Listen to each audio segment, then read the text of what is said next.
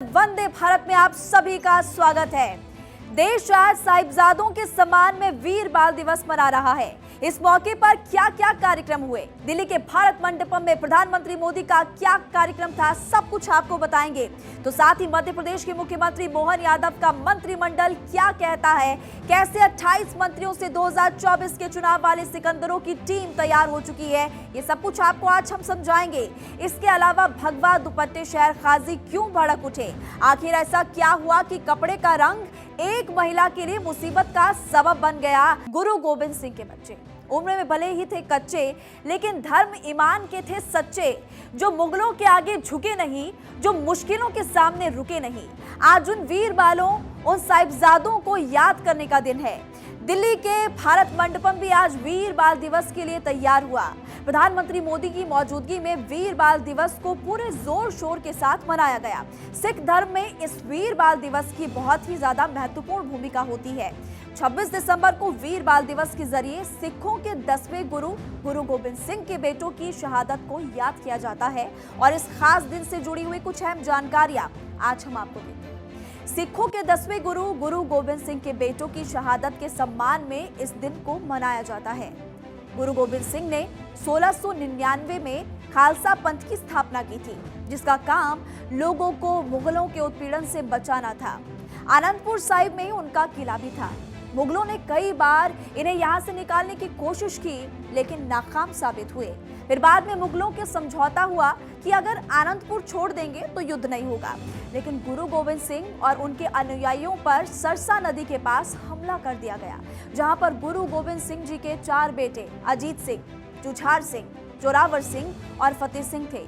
ये चारों भी खालसा का हिस्सा थे। 26 दिसंबर के दिन ही जोरावर सिंह और फतेह सिंह हमले में शहीद हुए। आज भी उनकी शहादत में ये दिन मनाया जाता है। दिल्ली के भारत मंडपम में उनकी शहादत को आज याद किया गया।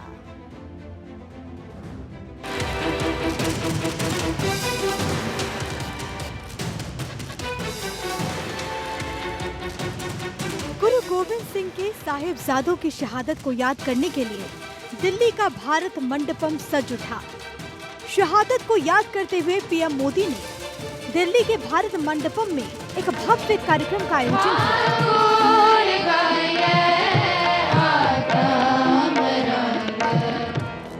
जहां पहुंचकर पीएम ने वीर बाल दिवस पर साहिबजादों की शहादत से प्रेरणा का पाठ पूरे देश को दिया।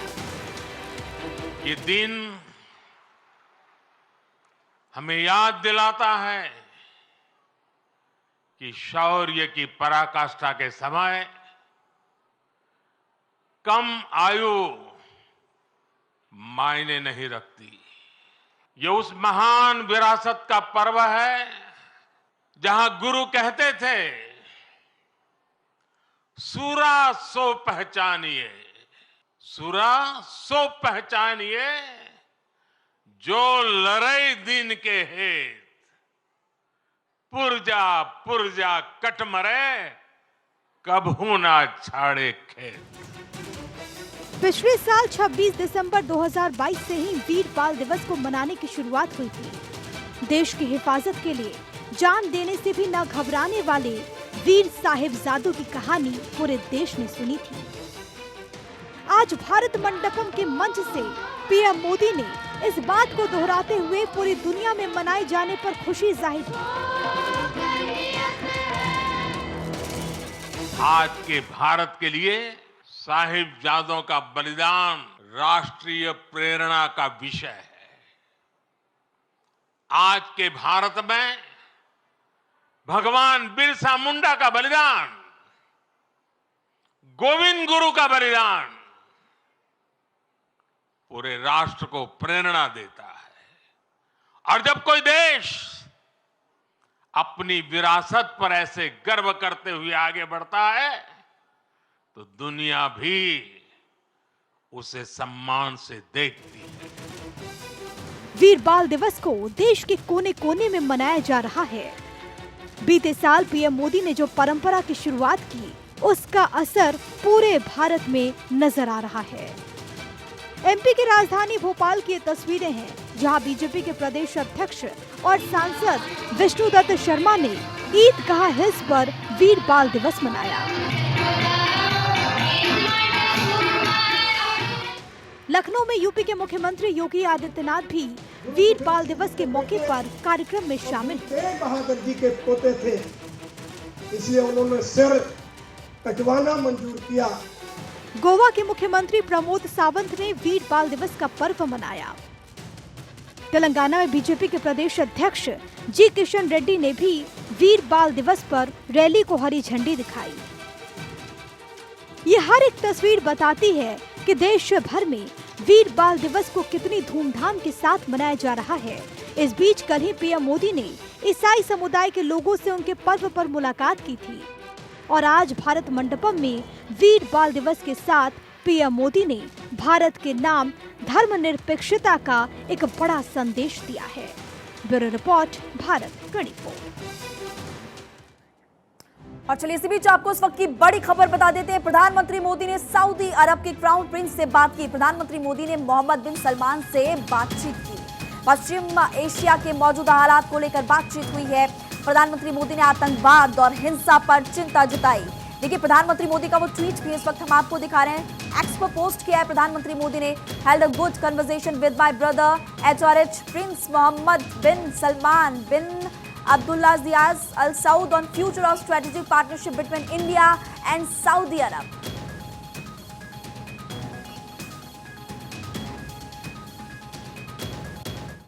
चलिए खबरों में बढ़ते हैं आगे। और हम लोग तो ऐसे हैं कि राजनीति में कोई भरोसा नहीं रहता। करीब 9 महीने पहले गोपाल भार्गव ने अपने विधानसभा क्षेत्र के कार्यक्रम में भावुक होते हुए ये बात कही थी। अब जब मोहन यादव की मंत्रिमंडल की तस्वीर फाइनल हो गई है तो ये साफ कि उनकी यही आशंका सही साबित हुई।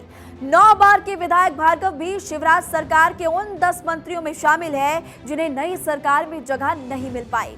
मंत्रियों के नाम दिल्ली में तय हुए। कैबिनेट में चेहरे पर प्रधानमंत्री मोदी और गृहमंत्री अमित शाह की मुहर लगी और का संकेत साफ है कि बीजेपी अब ट्रेडिशनल पॉलिटिक्स से आगे निकल रही है।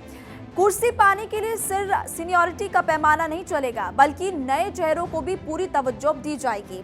शिवराज सरकार में मंत्री रहे 19 चेहरे विधानसभा चुनाव जीते। इनमें मोहन यादव, जगदीश देवड़ा, राजेंद्र शुक्ल भी शामिल है। यादव मुख्यमंत्री हैं, देवड़ा और शुक्ल उप मुख्यमंत्री। बाकी 16 में से 6 को ही कैबिनेट में जगह मिल पाई। 10 मंत्री पद की शपथ के लिए कॉल का इंतजार नहीं करते रह गए और ये सभी 10 चुनाव राजनीति के वरिष्ठ खिलाड़ी हैं। इनमें एक भी ऐसा नहीं जो कम से कम 4 चुनाव नहीं जीता हो। मतलब साफ कि सीनियरिटी अब पद की गारंटी नहीं रही। नए को मौका देने के लिए पुरानों को पीछे हटा दिया जाएगा। वो बड़े चेहरे जो कि मध्य प्रदेश की सियासत में सीनियर तो हैं लेकिन अब मंत्री पद पर नहीं, उनको भी आप जान लीजिए। 9 बार के विधायक रहे गोपाल भार्गव को मोहन कैबिनेट में जगह नहीं मिल पाई। 7 बार के विधायक बिसाहूलाल सिंह को नए मंत्रिमंडल में जगह नहीं मिल पाई।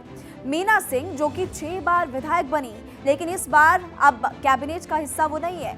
5 बार के विधायक रहे प्रभुराम चौधरी, ओम प्रकाश सकलेचा, भूपेंद्र सिंह मंत्रिमंडल में अपनी जगह नहीं बना पाए।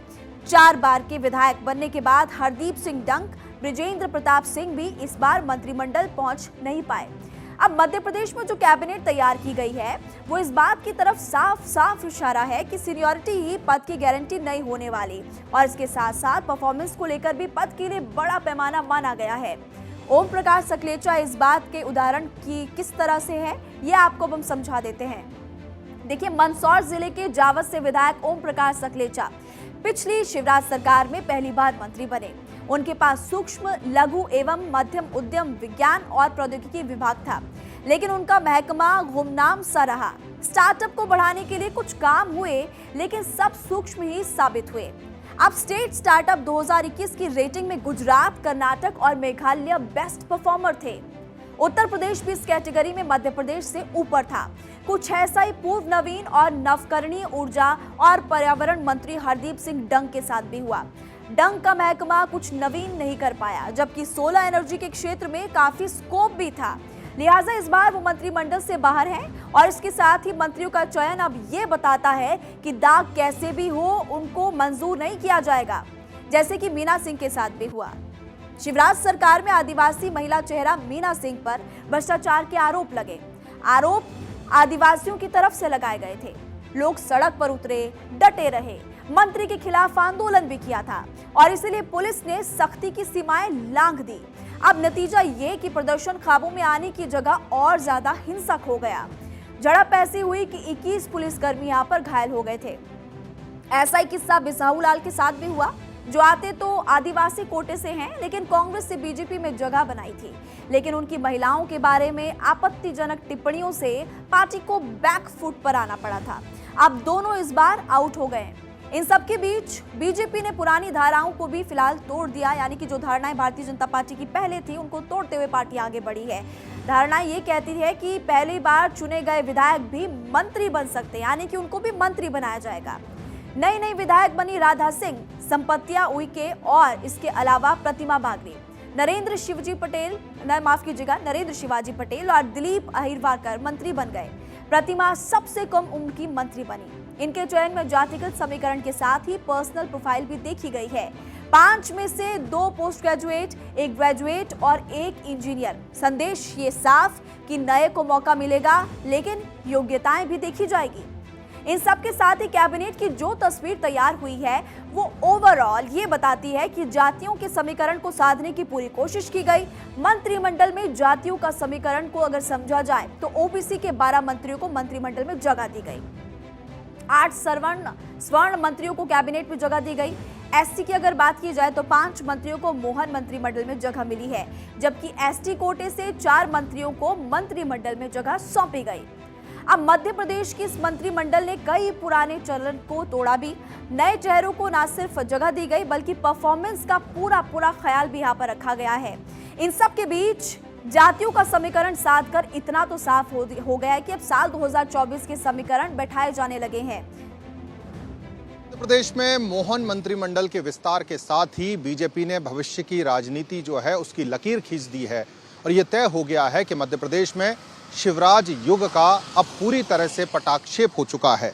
हम इसलिए कह रहे हैं कि जिस तरह से शिवराज सिंह चौहान के दौर में उपेक्षित नेताओं को पुरस्कृत किया गया और उनको मंत्री पद से नवाजा गया, आज मध्य प्रदेश में सत्ता की चाबी उनके हाथ में सौंपी गई। चाहे कैलाश विजयवर्गीय की बात हो, प्रहलाद पटेल की बात हो या तोमर की बात हो, ये तमाम बड़े नेता हैं जो दिल्ली की राजनीति करने को मजबूर हुए थे शिवराज जी के एरा में, अब मध्य प्रदेश की राजनीति में बड़े पदों पर आसीन हैं और सरकार चलाते नजर आएंगे। कैमरा पर्सन आशु के साथ अखिलेश सोलंकी, भारत 24, भोपाल।